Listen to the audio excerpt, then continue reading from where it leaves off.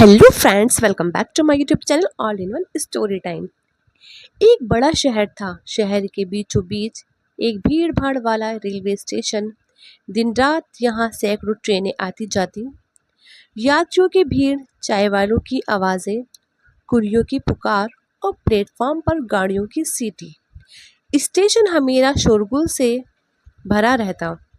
उसी स्टेशन के एक कोने में फटे पुराने कपड़ों में एक आदमी बैठा करता था। वह एक भिखारी था। उसका नाम कोई नहीं जानता था। लोग उसे बस भिखारी कहकर बुलाते थे। उसकी जिंदगी का एक ही सहारा था, हर आती जाती ट्रेन में जाकर यात्रियों से भीख मांगना। कभी कोई उसे 2 पैसे दे देता, कभी कोई रोटी का टुकड़ा। कभी लोग उसे डांट कर भगा देते, पर उसके पास कोई और रास्ता भी तो न था। वह सोचता, जिंदगी भी अजीब है। हर रोज मांगने निकलता हूँ, पर कभी पेट भरता है, कभी भूखा सोना पड़ता है। एक दिन जब वह भीख मांग रहा था, तभी प्लेटफॉर्म पर उसकी नज़र एक लंबे सूट बूट पहने आदमी पर पड़ी। वह बहुत अमीर और सम्मानित लग रहा था। भिखारी ने सोचा, ये तो बड़ा अमीर लगता है, अगर इससे मांगूंगा तो ज़रूर अच्छे पैसे देगा। वह तुरंत उसके पास पहुंचा और हाथ फैलाकर बोला, साहब, कुछ मदद कर दीजिए, 2 दिन से भूखा हूँ। लंबे आदमी ने उसकी आंखों में देखा और मुस्कुराकर बोला, तुम हमेशा मांगते ही रहते हो, क्या कभी किसी को कुछ देते भी हो? भिखारी चौंक गया। साहब, मैं तो भिखारी हूँ, मेरे पास देने के लिए क्या है? मेरी औकात कहाँ कि किसी को कुछ दे सकूं? वह आदमी गंभीर होकर बोला, जब देने की ताकत नहीं है तो मांगने का भी हक नहीं है। मैं व्यापारी हूँ, मेरी जिंदगी का नियम है लेन देन। अगर तुम्हारे पास मुझे कुछ देने को होगा तभी मैं तुम्हें कुछ दूंगा। इतना कहकर वह आदमी ट्रेन में बैठ गया और चला गया।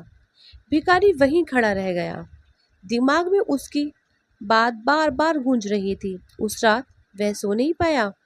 वह सोचता रहा, क्या सच में मैं हमेशा सिर्फ मांगता हूँ? क्या इसी वजह से लोग मुझे कम भीख देते हैं, क्योंकि मैं बदले में कुछ नहीं देता? उसकी आंखों से आंसू बहने लगे। पर मैं दूं तो क्या दूं? मैं तो खुद भूखा हूँ, खुद खाली हूँ। 2 दिन तक यही सवाल उसे परेशान करता रहा, लेकिन जवाब नहीं मिला। तीसरे दिन जब वह प्लेटफॉर्म के पास बैठा था, उसकी नज़र स्टेशन के किनारे लगे पौधों पर खिले फूलों पर पड़ी। वह अचानक खिलखिला उठा, यही सही है। मैं बदले में लोगों को फूल दे सकता हूँ, भले ही ये छोटे हों, लेकिन इनमें खुशबू है, रंग है, खुशी है। उसने तुरंत कुछ फूल तोड़े और जेब में रख लिए।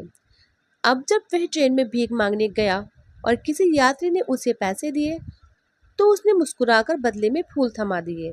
यात्री चौंक गए, अरे, भिखारी भी फूल दे रहा है, वाह! लोग हंसने लगे, खुश होने लगे।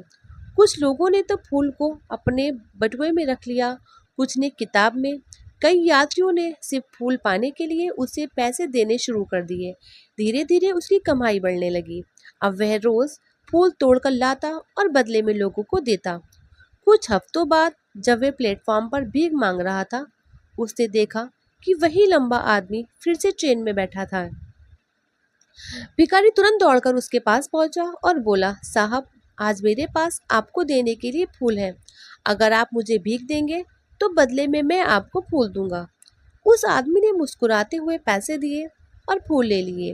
वह बोला, वाह, अब तुम भी मेरी तरह व्यापारी बन गए हो। लेन देन का असली मतलब यही है। उसकी ये बात सुनकर भिखारी का दिल खिल उठा। उससे महसूस हुआ कि सफलता की चाबी उसके हाथ लग गई है। उस रात वह सोते हुए भी मुस्कुरा रहा था। सुबह उठते ही वह आसमान की ओर देखकर चिल्लाया, मैं भिखारी नहीं हूँ, मैं व्यापारी हूँ। मैं भी अमीर बन सकता हूँ। लोगों ने उसे देखा और हंस दिए। लगता है भिखारी पागल हो गया है, पर असल में वह पागल नहीं, जाग चुका था। उस दिन के बाद से वह स्टेशन पर कभी भीख मांगता नजर नहीं आया। 6 महीने बीते। उसी स्टेशन पर 2 आदमी सूट बूट पहनकर खड़े थे। दोनों एक दूसरे को देख रहे थे। उनमें से एक ने कहा, क्या आपने मुझे पहचाना? दूसरे ने कहा, नहीं, शायद हम पहली बार मिल रहे हैं। पहला आदमी मुस्कुराया, नहीं, हम पहली बार नहीं तीसरी बार मिल रहे हैं। दूसरा चौंका, तीसरी बार कब? पहला बोला, पहली बार तब मिले थे जब आपने मुझे बताया था कि जीवन लेन देन पर चलता है। दूसरी बार तब जब मैंने आपको फूल दिए थे, और आज तीसरी बार हम व्यापारी बनकर मिले हैं। दूसरा व्यक्ति अचंभित रह गया। ओह, अब याद आया, तुम वही भिखारी हो? पहले हंसते हुए बोला, हाँ वही भिखारी जो अब फूलों का व्यापारी बन गया है।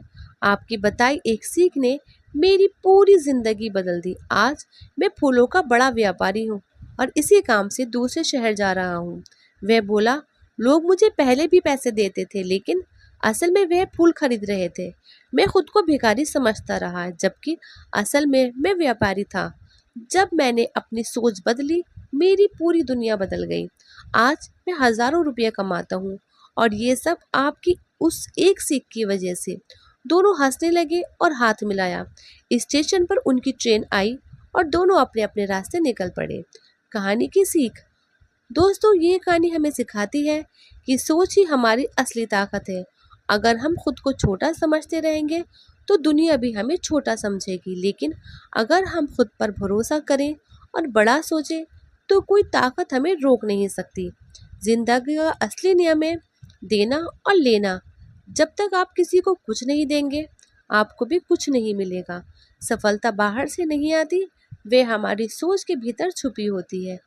दोस्तों, इस भिखारी ने सिर्फ अपनी सोच बदलकर जिंदगी बदल डाली। अब मैं आपसे पूछना चाहती हूँ, अगर आपको भी अपनी जिंदगी बदलने का मौका मिले तो आप सबसे पहले कदम कौन सा उठाना चाहेंगे? अपना जवाब हमें कमेंट्स में ज़रूर लिखिएगा। और अगर आपको ये कहानी पसंद आई हो तो चैनल को सब्सक्राइब करना ना भूलें, ताकि ऐसे ही और दिल को छू लेने वाली कहानियाँ आप तक पहुँचती रहें। तो दोस्तों, अगर आपको ये मेरी वीडियो पसंद आई हो तो प्लीज़ मेरे चैनल को लाइक कीजिएगा, शेयर कीजिएगा और सब्सक्राइब कीजिएगा। मिलते हैं ऐसी अच्छी अच्छी और नई कहानी के साथ नेक्स्ट वीडियो में। तब तक के लिए tata bye bye and thanks for watching.